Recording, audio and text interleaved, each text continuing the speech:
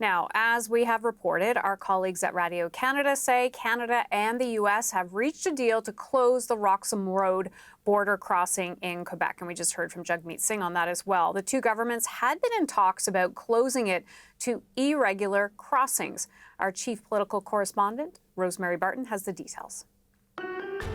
Yeah, my colleague Louis Blouin from Radio-Canada breaking this news for them and for us today, that indeed there is some sort of deal that has been reached by Canada and the U.S. The details aren't known, nor can we say definitively that this will be discussed, that this will be announced tomorrow.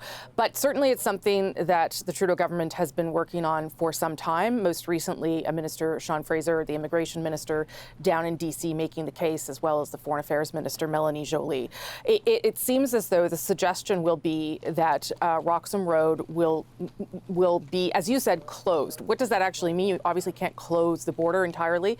So either the Safe Third Country Agreement would apply to the entire border, or Roxham Road would become an official entry point. In exchange for that move, Canada, according to these reports, would agree to accept a certain number of migrants. And that really makes a lot of sense in terms of what we've been hearing from the U.S. side recently, which is they don't really want to renegotiate the Safe Third Country Agreement unless the two countries are working together on the root causes of irregular migration.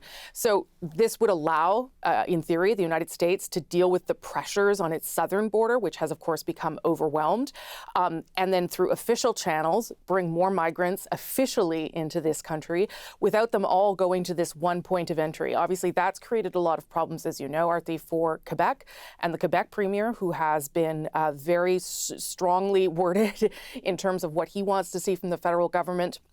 Just in December, close to 5,000 migrants arrived at that point of entry, a regular point of entry. And in recent weeks and months, the federal government has been taking some of those people and shipping them to other countries in the Atlantic provinces and in Ontario. Obviously, this wasn't going to be sustainable for Quebec or for the government to do that, continue doing that.